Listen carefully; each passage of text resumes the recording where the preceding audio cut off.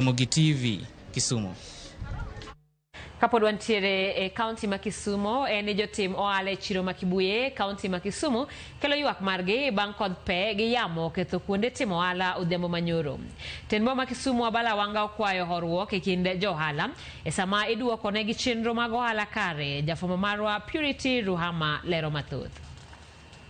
Kuyo maduong' ma oyudo jotim ohala machiro ma Kibuye Kisumu, midhiero ma okel gi koth pe manyo ochwe e alworano kendo oketho kuonde uso kod mwandu ji.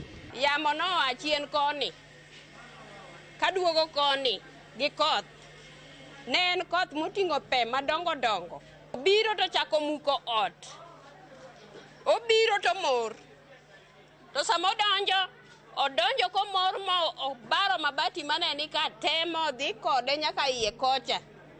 Kosebaro mabati to duogo mar ariyo to golo udi mane ni e kona ka koduoko chien kocha. Mar adek koro chumbe mane ogergo ot motegno ochako dok koni mos. Waneno kaka gibanore wa jok mane ni iye kama chunywa wamako wadhi wachung' e diere. Onge gima ne wanyalo timo, ok inyal ringi dog kocha, ok inyal ringi dog koni, idong gi Nyasachi e milamo kama intieno.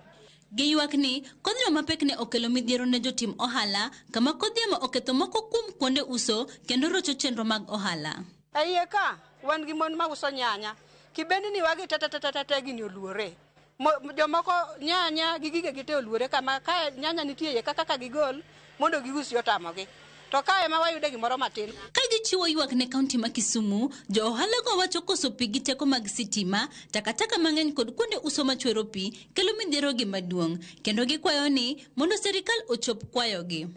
Ja Kibuye golo revenue mapoko leo kapoko golo revenue kata nyiba wakitiaga so revenue to watimne nadi sama wuoyo kodi kani ok makende odcha chwer mo kinyal bete ka koth chwe utegi tema Kibuye gi chwer to ken masani wadonjo katu watiko 5 months to gichako chwer. Nadhir my city manager onge gimo setime kata di. Meneja maboma ma Kisumu Abala Wanga ne osingo ni sirikal kaunti ma Kisumu biro loso kar uso mane okethore mapiyo. Magi ne owacho bang' timo limbe e chiro mar Kibuye. Our setting assessment nitie jomo dhi thiedhre manyo hinyre ma ibro thiedh timiyo compensation. Nitie jok ma piki margi pod aneno kod kacha. Nitie joma ne nyanjigi okethore gi kitungu kila kitu. Gavana no se loso gi waziri mar finance. Ose timbura gokinyi. Ma chief officer mar trade nika.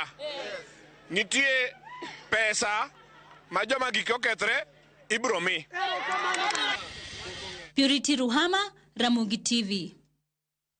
Wadhi kaunti ma Mombasa ni rowere moyo 500 opuodhi od bura ma Mvita bang' yudo tiegruok